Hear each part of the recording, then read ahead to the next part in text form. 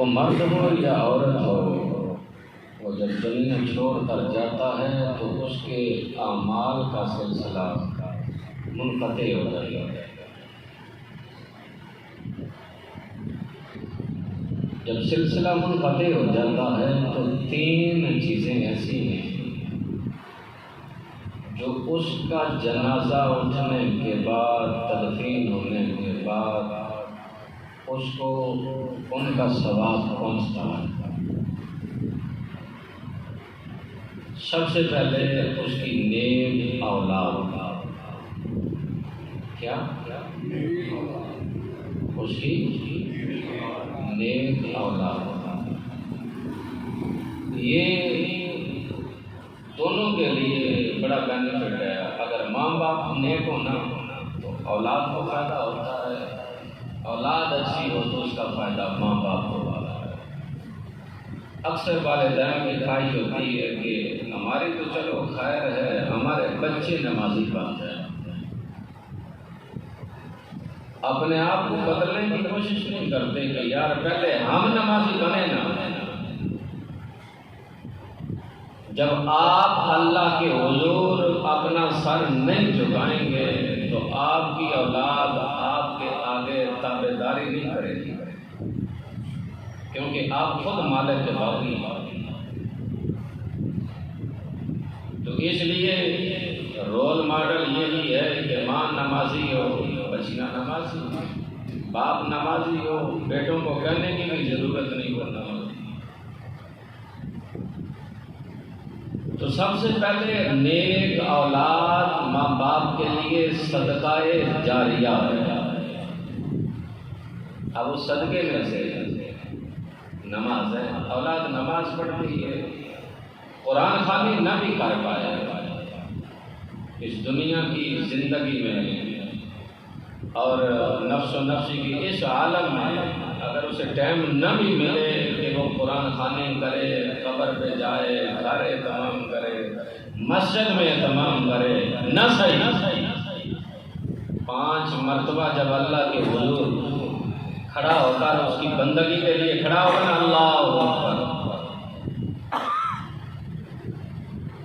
اس کی ثنا پڑھی جائے گی، ام القرآن سورہ فاتحہ پڑھی جائے گی، اور نہ بھی کوئی آئے تو سورہ اخلاص پڑھی جائے گی۔ جب یہ دونوں صورتیں پڑھی جائیں گی، سجدے کرے گا، تسبیحات ہوں گی، پھر نبی پاک کی ذات پہ درود پڑھا ہوگا۔ یعنی قرآن، سورہ فاتحہ، سورہ اخلاص، حمد و ثنا، ذکر، اذکار، درود پاک پڑھنے کے بعد اب کیا حکم ہے؟ فرمایا اب بول ربنا اغفر لی ولوالدی، یعنی اپنے لیے بھی مانگ اور اپنے ماں باپ کے لیے بھی مانگ۔ یہ سلسلہ ہم نے سمجھا کہ شاید جو مر جائے اس کے لیے، لیکن آپ نے کبھی غور نہیں فرمایا کہ پہلی صف میں کندھے کے ساتھ کندھا ملا کر ساتھ باپ کھڑا ہوتا ہے، ساتھ بیٹا کھڑا ہوتا ہے۔ بیٹا اپنے تو زانوں بیٹھ کے کہہ رہا ہے ربنا اغفر لی ولوالدی، باپ تو زانوں بیٹھ کے اپنا کہہ رہا ہے ربنا اغفر لی ولوالدی۔ تو یہ کڑی آج اگر آپ مانگیں گے نا تو کل آپ کی اولاد آپ کے لیے مانگے گی۔ حالانکہ آپ تو اپنے ماں باپ کے لیے مانگ رہے ہیں، اولاد کے لیے تو نہیں۔ اولاد کو فائدہ کیا ہوگا؟ جتنے آپ پاکیزہ رہیں گے، جتنے دیندار ہوں گے، جتنے متقی ہوں گے، تقویٰ طہارت ہوگی، تو پھر کیا وہ آپ نے واقعہ سنا نا حضرت خضر علیہ السلام کا اور حضرت موسیٰ علیہ السلام کا؟ راستے میں ایک مقام ایسا ہے جس دیوار کو حضرت موسیٰ علیہ السلام نے جب روکا تو حضرت خضر علیہ السلام اس کو درست کرنے لگے، وہ گرنے لگے باری تھی۔ اسی بستی والوں سے آپ نے پانی مانگا، روٹی مانگی، انہوں نے کہا نہیں چلو اپنا کام کرو۔ تو حضرت موسیٰ علیہ السلام نے بڑے جلالے سے کہنے لگے خضر بھائی کیا کر رہے ہو؟ انہوں نے ہم سے پانی تک نہیں مانگی، روٹی تک دی نہیں، بیٹھنے کے لیے جگہ دی نہیں، آپ ان کی اب دیواریں سیدھی کریں گے؟ فرمایا ہاں۔ پوچھا کیوں؟ تو رب نے پھر قرآن کے اندر نازل فرمایا وقال ابوہما صالحا، حضرت خضر علیہ السلام نے فرمایا بھائی اس دیوار کے نیچے 2 یتیم بچوں کا خزانہ تھا. تو کہا کیا ہے؟ کہا یہ ان کا باپ نیک تھا، وہ اللہ کے سپرد کر کے گیا، تو اس لیے ہم اس کو سیدھا کر رہے ہیں تاکہ ابھی بچے وہ چھوٹے ہیں، وہ جو باپ رب سے وعدہ کر کے گیا ہے نا، ابھی وہ عمر نہیں آئی تو لوگ نکال لیں گے. تو کہا ان کا فائدہ ان کو کیسے ملے گا؟ فرمایا وقال ابوہما صالحا، ان کا باپ صالح تھا، نیک تھا. تو باپ نیک ہو تو اس کا اجر اولاد کو بھی ملتا ہے، اولاد اگر نیک ہو تو اس کا اجر ماں باپ کا جنازہ اٹھ جانے کے بعد قبر میں ملتا ہے.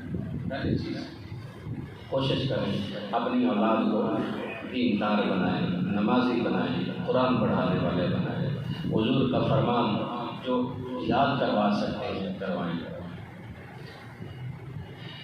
سلیبس میں بھی اگر آپ باقی نہ کریں تو جو بچوں کے اسلامیات کی ریلیٹڈ جتنی بکس ہیں ان کے اندر نا حضور کی حدیثیں لکھی گئی اور کچھ نہ کریں، وہی حدیثیں خود بھی یاد کریں اور بچوں کو کہیں کہ آپ بھی اس کو زبانی یاد کریں. ہم نے سلیبس اور نصاب کو صرف پیپر دینے کے لیے بنا، جس کی وجہ سے آج ہمارے اندر بہت ساری خرابی ہیں. اگر ہم نے وہ پڑھنے کے بعد سمجھا بھی ہوتا نا تو آج یہ حشر نہ ہوتا. مثلا 9-10 کے سلیبس میں 1-2 حدیثیں ہوئی جو ہمیں پڑھائی جاتی ہیں کہ جب جمعے کے دن خطبہ ہو رہا ہوگا، جمعے کے دن بولیے ذرا، خطبہ ہو رہا ہوگا تو جو لوگوں کی گردنیں پھلانگ کر آگے جاتا ہے، حدیث کے الفاظ ہے، وہ گویا جہنم کی طرف پل بڑھ رہا ہے، وہ جہنم کی طرف. یہ فرمان ہے میرے پاک نبی کا. باقی میں اس لیے نہیں چھیڑا کہ لوگ کہتے ہیں جی ہمارے پاس تو بخاری ہے نہیں، مسلم ہے نہیں، ہم کہاں سے پڑھیں گے. یہ حوالہ ہی وہ دیتے ہیں جو ہمیں اویلیبل نہیں. اب اسلامیات کی 9-10 کی بک تو آپ ہر گھر میں موجود ہے، کھولیں اس پہ لکھا ہوا کہ جب نماز جمعہ کے خطبہ ہو رہا ہو تو جو بندہ لوگوں کی گردنیں پھلانگ کے آگے جانے کی کوشش کرتا ہے گویا وہ جہنم کی طرف پل بنا رہا ہے. اب اس میں کیا تھا؟ مطلب بندہ دیر سے آیا ہے، وہ آگے آنا چاہتا ہے، تو اس میں کیا ہے؟ صرف یہ نہیں ہے، ہماری نظریں، ہماری سوچ ایک محدود ہے. میرے کریم آقا صلی اللہ تعالیٰ علیہ وسلم کے ایک فرمان میں ہزار حکمت ہے. فرمایا اس لیے کہ جب تم کندھے پھلانگ کر گردنیں آگے پھلانگ کر جاؤ گے تو جو آگے بیٹھے ہیں ان کی کوئی عزت نہیں. ایک تم دیر سے آئے ہو، دوسرا تم اپنے آپ کو نمایاں کرنے کے لیے آگے آتے ہو اور انہیں کی گردنوں سے پھلانگتے ہو. فرمایا یہ اسلام کو بھی پسند نہیں، یہ محمد الرسول اللہ کو بھی پسند نہیں، یہ میرے رب کو بھی پسند نہیں. اب یہ مجھے بتائیے جمعے کے دن آپ اپنی مساجد میں دیکھ لینا اس حدیث میں کون عمل کر رہا ہے؟ کوئی نہیں کرتا. کیوں نہیں کرتا؟ کیونکہ ہم نے وہ 9-10 میں پڑھا تھا بس پیپر دینے تھے. ہم نے اس لیے نہیں پڑھا تھا کہ یہ ہمارے پاک نبی کا فرمان ہے اور اس کے اندر ہے کیا. تو اس لیے حضور نے فرمایا جو 40 احادیث ہیں یعنی میرے 40 فرمان یاد کرتا ہے اس پہ میری شفاعت واجب ہو جاتی ہے، اس پہ شفاعت واجب ہو جاتی ہے. تو وہ کام کریں جو ہمارے لیے. اپنے بچوں کو بھی ترغیب دیں کہ جو سلیبس میں نصاب میں آپ کی حدیث ہے وہ زبانیں یاد کریں. یار ہم نہیں پڑھے، ہمیں بھی بتایا کرو، اسکول سے کالج سے پوچھ کے آیا کرو کہ اس کا تلفظ کیسے ہے، ہم نے پڑھنا کیسے ہے. تو پہلی چیز اولاد، دوسری چیز اس کا چھوڑا ہوا کوئی ایسا عمل جس سے لوگ فائدہ اٹھاتے ہیں. سورہ یاسین پڑھی جاتی ہے نا تو اس میں ایک حکم واضح تھا وجعلنا من آثارہم، کہ اپنے پیچھے ایسے قدم بناؤ، ایسی اپنے قدموں پہ نشان چھوڑ کے جاؤ جو تمہارے لیے حوصلہ افزائی ہو۔ یعنی کہ جب بندہ کہیں رہتا ہے نا، کسی آفس میں ہو یا کسی فیکٹری میں ہو، کسی گھر میں ہو، کہیں ملازم ہو، تو وہ اپنا ایک پیچھے نشان چھوڑ جاتا ہے، یا اچھا چھوڑ جاتا ہے یا برا چھوڑ جاتا ہے۔ اگر اچھا چھوڑ کے جائے تو جو قرآن کی خواہش ہے، میرے رب کا فرمان ہے کہ اپنے قدموں کے نشان اچھے چھوڑ کے جاؤ تاکہ لوگ تمہیں پیچھے سے اچھا یاد کریں۔ یہ ڈیمانڈ کرتا ہے اسلام ہم سے کہ اپنے پیچھے ایسا ماحول چھوڑ کے جائیں کہ لوگ آپ کو محبت سے، چاہت سے اور آپ کی اچھائی کو یاد کریں۔ تو ایسا عمل سوسائٹی کے اندر، معاشرے کے اندر جو لوگوں کو فائدہ پہنچائے۔ خیر الناس من ینفع الناس، او کما قال علیہ السلام، حضور نے فرمایا تم میں سے بہتر وہ شخص ہے جو لوگوں کو نفع دیتا ہے۔ تم میں سے بہتر وہ ہے جو لوگوں کو نفع دیتا ہے، آسانی دیتا ہے۔ اور آج ہمارے یہاں یہ بالکل کلچر ہے ہی نہیں۔ ہم تو جہاں تک ہو سکے اپنی پینچگیری کرنے کے لیے، کسی کا رزق بند ہو یا کسی کی عزت جائے یا کسی کا گھر جائے، لیکن ہم کریں گے وہ جو اندر کا انسان ہے نا، وہ یہ ضرور ابھارے گا، نہیں جناب تمہاری تو یہ بات ہی کیا ہے، آپ یہ آواز اٹھائیں۔ آواز اچھائی کے لیے کم اٹھاتے ہیں لوگ، لیکن خرابی کے لیے زیادہ ہو جاتا ہے۔ تو اس لیے پہلی اولاد، دوسرا ایسا کوئی ذریعہ، کوئی ایسا راستہ، کوئی ایسا طریقہ جس سے لوگوں کو فائدہ پہنچے، فرمایا وہ صدقہ جاریہ ہے، اس کا ثواب آپ کا جنازہ اٹھنے کے بعد بھی آپ کو ملتا رہے گا۔ تیسری چیز علم نافع۔ ہمارے بھائی ناصر صاحب، انہوں نے بھی عرصہ دراز ان کی فیملی نے بچوں کو تعلیم دی، علم دیا، تو بحیثیت علم برا نہیں ہوتا۔ علم برا، بولو سارے، علم برا؟ علم تو روشنی ہے، نور ہے۔ وہ کسی چیز کا بھی علم ہو، کسی چیز کا بھی استاد ہو، استاد کا اور علم کا احترام ضروری ہے۔ تو ایسا علم جو لوگوں کو فائدہ دو، علم نافع، تو فرمایا جب تک وہ علم کا سلسلہ چلتا رہے گا تب تک اس کا فائدہ اسے قبر میں پہنچتا رہے گا۔ نبی پاک صلی اللہ تعالیٰ علیہ وسلم کے صحابی وہ ہر نماز جنازہ کی 3 صفحے بتاتے تھے۔ کتنی؟ 3 صفحے۔ یہ آپ جب قبرستان میں جاتے ہیں نا تو آپ کو ایک آواز سنائی دی جاتی ہے، تا عدد میں اپنی صفحے کر لیتا، یہی سنائی دیتا ہے۔ اس کی وجہ کیا ہے؟ اس کا بیک گراؤنڈ ہے۔ نبی پاک صلی اللہ تعالیٰ علیہ وسلم نے فرمایا جس جنازے میں 3 صفحے ہوں اللہ اس بندے کی یا اس بندے کی بخشش کا اعلان کر دیتا ہے۔ اب یہ سنا آپ نے بھی، میں نے بھی سنا، یہ سنا صحابی نے بھی۔ وہ جب جنازہ پڑھانے جاتے ہیں تو وہ 3 صفحے بتاتے ہیں۔ کتنے؟ نہ 4 نہ 5 نہ 7، جتنے لوگ بھی ہوتے تھے نا وہ 3 صفحے بتواتے تھے، سب کا سب کتنی لمبی ہے۔ کسی نے کہا یہ اب کیوں کرتے ہیں؟ کہا اس لیے کہ مجھے یقین ہے کہ جو اللہ کے رسول کی زبان سے نکلا ہے نا اللہ اسے پورا کر دے گا۔ کہا سمجھا نہیں؟ کہا اللہ کے رسول ہر نماز جنازہ کے ارشاد فرماتے کہ جس جنازے میں 3 صفحے ہیں اللہ اس کی بخشش کا اعلان کر دیتا ہے۔ تو میں حضور کے اس فرمان میں ہر جنازے میں کوشش کرتا ہوں کہ 3 صفحے بن جائیں تاکہ محبوب کے لبوں سے نکلا ہوا یہ فرمان کہ جس کے جنازے میں 3 صفحے ہوں رب اس کی بخشش کا اعلان کر دیتا ہے۔ یہ صحابہ کا عقیدہ تھا اور یہ طریقہ تھا۔ آج تو ہمارے ہاں طریقے بدل گئے، رواج بدل گئے، رسم و رواج اسلام سے دور ہو گئے۔ ایک وقت تھا کہ اگر کسی کے ہاں فوتگی ہو جاتی گاؤں کے اندر یا بستی کے اندر تو یوں سمجھا جاتا تھا جیسے پورے گاؤں کی فوتگی ہوئی ہے۔ اگر خوشی ہوتی تو یوں لگتا تھا کہ پورے گاؤں کی خوشی ہے۔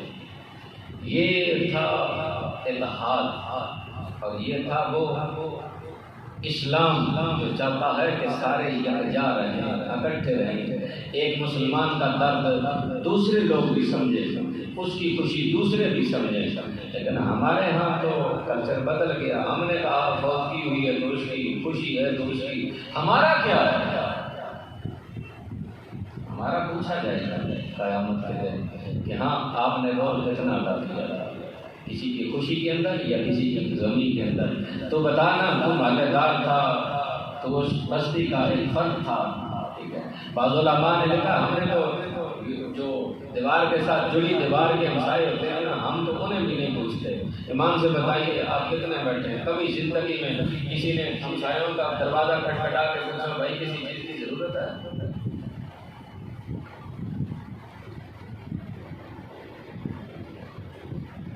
اگر نہیں تو پھر کم از کم زندگی میں تو ایک دفعہ کسی سے پوچھ لینا، ہمسایوں کے بڑے ہاتھ پہ رکھا پڑے گا۔ زندگی گزر جاتی ہے، لیکن حضور نے فرمایا اگر آپ کا ہمسایہ بھوکا سو گئے، آپ پیٹ بھر کے سو گئے، تو فرمایا کل قیامت کے دن اللہ تعالیٰ جب تم کہو گے نا یا اللہ مجھے جنت میں بھیج دے، تو اللہ فرمائے گا میں بھوکا تھا، مجھے کھانا کیوں نہیں کھلایا؟ حدیث قدسی فرمایا میں پیاسا تھا، مجھے پانی کیوں نہ دیا گیا؟ میں ننگا تھا، مجھے کپڑے کیوں نہ دیے گئے؟ صحابہ کرام نے ہاتھ جوڑے، یا رسول اللہ رب کہے گا؟ فرمایا ہاں، رب کہے گا کہ میرا بندہ جو بھوکا تھا تو اگر اسے کھلاتا تو تم یوں سمجھ لیتا جیسے میں نے یہ ساری چیزیں اللہ کے حضور پیش کر دی۔ تو ہمارے تو بعض علماء نے لکھا ہے کہ وہ صرف ایک نہیں 40 گھر جو ہوتے ہیں نا وہ سارے ہمسائے میں آتے ہیں، 40 گھر ادھر، 40 گھر ادھر، 40 گھر ادھر، 40 گھر ادھر۔ تو ہمارا سلوک تو دیوار کے ساتھ جڑے لوگوں کے ساتھ نہیں ہوتا۔ تو اس لیے مرنا صرف اس نے نہیں جو مر کے قبرستان پہنچ گیا، وہ تو ہمیں تنبیہ کر گیا، جھنجھوڑ گیا کہ غور کرو، میں اگر تم سے چھوٹا یا تم سے چھوٹی جا رہی ہوں تو تم بھی تو جا سکتا۔ ہمارے یہاں جب فوتگی ہوتی ہے تو یہی ہوتا ہے، وہ مر گیا، وہ مر گئی، بس وہی مرے گا، ہم نے نہیں مرنا۔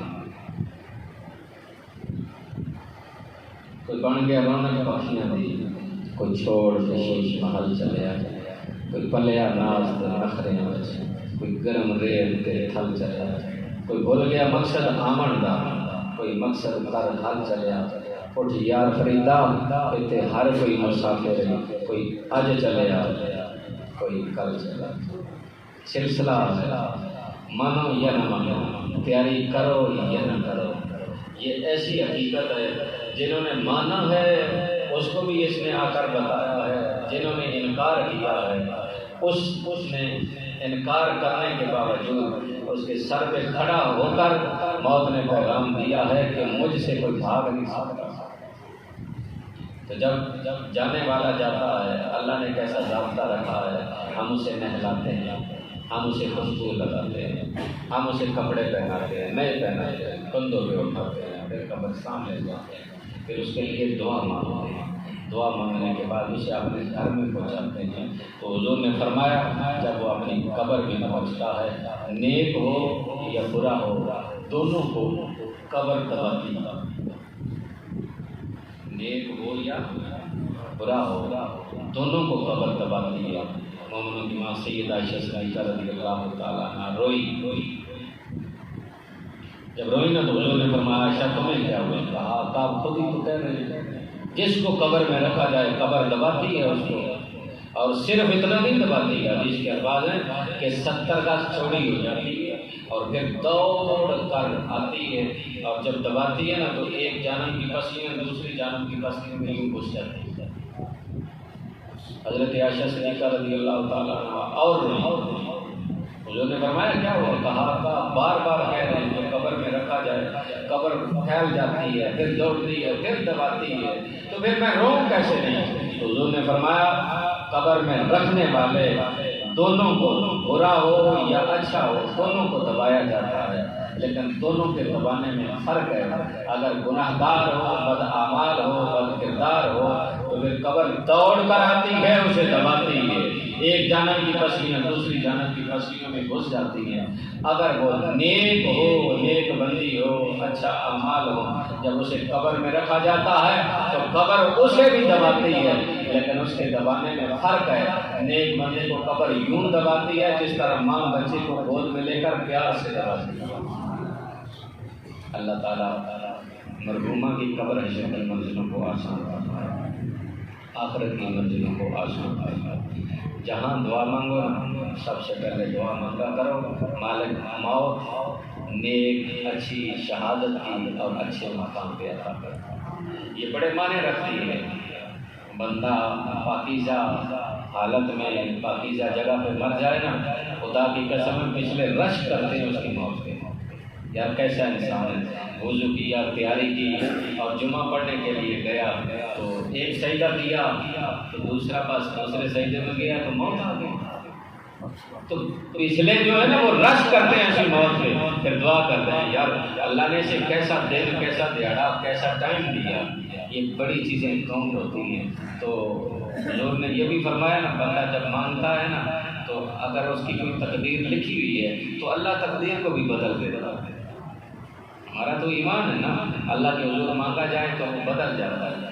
دوسری چیز، دن رات میں کہیں ایک چند گھڑیاں، چند سال اکیلے میں بیٹھ کے اکیلے میں بیٹھ کے چند گھڑیاں دل میں درود پڑھنا. دل میں جلدی بولو گے بات جلدی ختم کر دوں گا. درود پڑھنا. اب یہ درود کبھی جھگڑا نہیں ہے، حالانکہ جھگڑا کلمہ پڑھنے والوں نے بنایا ہے، جھگڑا نہیں ہے. یہ سورہ احزاب ہے، اللہ کا قرآن ہے، 22واں پارہ ہے. فرمایا میں پڑھتا ہوں، میرے فرشتے پڑھتے ہیں. اے ایمان والو تم بھی درود بھی پڑھو، سلام بھی پڑھو. آپ کہتے ہیں یہ مولویوں کا جھگڑا نہیں. درود ہے اللہم صلی علی محمد وعلی آل محمد، یہ درود ہے. اب رب نے کہا درود بھی پڑھو، سلام بھی پڑھو. علماء نے لکھا الصلاۃ تو یہ درود ہے، والسلام یہ سلام. پہلا اگر یہاں آپ کے سامنے اوپر لکھا ہوا نظر آ رہا ہوگا یہ دائیں سائڈ پہ الصلاۃ و سواد لکھا ہوا ہے. دوسرا آگے والسلام وہ سین کے ساتھ لکھا ہوا ہے. تو یہی فرق ہے. درود ہے اللہم صلی علی، یا درود ہے الصلاۃ والسلام علیک یا رسول اللہ. اے اللہ کے نبی آپ پر درود بھی ہو، آپ پر سلام بھی ہو. پڑھنے کے بعد کیوں کہ حدیث پاک میں آتا ہے کل قیامت کے دن جب بندے کے نام اعمال رکھے جائیں گے نا پلڑے پہ ترازو پہ، نیکیاں کم برائیاں زیادہ، پکڑا جائے گا. دوزخ کے فرشتے ہیں گے پکڑ کے کہیں گے آ تمہیں جہنم لے جائیں. حضرت آدم علیہ السلام فرمائیں گے اے محمد صلی اللہ علیہ وسلم آپ کو امتی ہے جہنم جا رہا ہے. حضور آئیں گے فرمائیں گے روکو کیا ہوا، اس کو واپس لاؤ، میرے سامنے اس کی نیکیوں کو تولو. اللہ اللہ. ہم نے تو سمجھا نا کہ کوئی نہیں، یہاں چھپ چھپا کے کر لو، کس نے دیکھنا ہے. تو اگر حضور کے سامنے نیکیاں تولی گئی تو پھر آج تو چڑھ جائے گا، کوئی نہیں دیکھتا، گلے کے نیچے کوئی نہیں دیکھتا، اور سبزیوں کے اوپر پانی چھڑکنا بھی کسٹمر نہیں دیکھتے، اور 2 نمبری کرنی کسی کے پیچھے کرنی یا کسی کے دائیں بائیں کرنی کوئی نہیں کسی کو پتہ چلتا. لیکن یہ سارے حساب کھل کر سامنے آئیں گے. حضور نے فرمایا واپس لاؤ میرے سامنے اس کا نامہ اعمال تولا گیا. حدیث پاک کے اندر امام قسطلانی اشارے بخاری لکھتے ہیں کہ حضور نے اپنے جیب سے دامن سے ایک ٹکڑا یا ایک رائی کے دانے کے جتنا نکالا، پلڑے پہ ٹکایا. اب پہلے نیکیاں کام تھی، اب وہ پلڑا بھاری ہو گیا. جب بھاری ہوا تو وہ دوزخ کے فرشتے پیچھے جنت کے آگے تمہیں لے چلے. نہیں رک جاؤ، پہلے اس کو تو سلام کرنے دو نا. یہ جس نے جنت دلوائی ہے قریب آیا آ کر کہتا ہے سونے میں نے پہچانا نہیں ہے آپ کو. کہا آپ نے نہیں پہچانا، میں نے تو پہچانا. کہنے لگا کون ہے؟ فرمایا انا نبی کا محمد رسول اللہ صلی اللہ علیہ وسلم، میں تیرا نبی محمد رسول اللہ. کہا آپ نے اتنا کرم کیا، یہاں تو ماں باپ بیٹا بھائی دوست سارے دور بھاگ رہے ہیں. قرآن ہے سورہ عبس وتولی آپ پڑھیں، اس کے اندر پوری تفصیل کے ساتھ. میں اب بات لمبی نہیں کرنا چاہتا. ماں بیٹے بھائی دوست پیارے سب کہیں گے نہیں بھائی ہمارے پاس کچھ نہیں ہے، کوئی اور راستہ تھا، آج کوئی نہیں قریب آئے گا. جن کے لیے آج آپ گناہ کرتے ہیں، باقی معاملات کرتے ہیں، وہ قریب نہیں آئیں گے. تو پھر حضور سے کہنے لگا آقا اتنی کرم نوازی. فرمایا ہاں تو نے مجھ پہ درود پڑھا تھا. اگر بات سمجھ آئے تو پھر سبحان اللہ.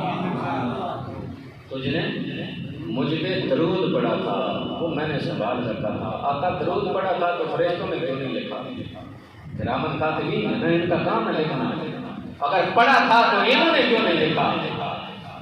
بابا یہ وہ لکھتے ہیں جو زبان سے بولا جاتا ہے،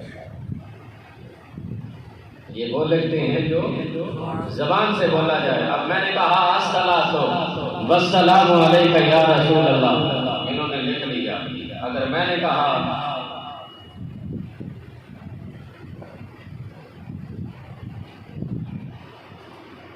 یہ صرف مدینے کے تاجدار کے پاس امانت رہ جاتی ہے. اس لیے چند گھڑیاں درود، چند گھڑیاں پہلا کلمہ شریف بسم اللہ الرحمن الرحیم لا الہ الا اللہ محمد رسول اللہ صلی اللہ علیہ وسلم چند مرتبہ پڑھ کے دعا مانگے اللہ میرا درود بھی اور میرا یہ کلمہ بھی اپنے پاس امانت رکھ لے. جب میری موت کا پیغام آئے نا تو مجھے واپس لوٹا دے. رب عادل ہے، امین ہے. جب موت کا وقت آئے گا نا تو اللہ تعالیٰ اپنی امانت واپس لوٹائے گا. زبان پہ کلمہ حق جاری نصیب. اللہ تعالیٰ کی توفیق عطا فرمائے اور ہمارا مل بیٹھنا مرحومہ کے لیے درجات بلندی کا سبب بنائے.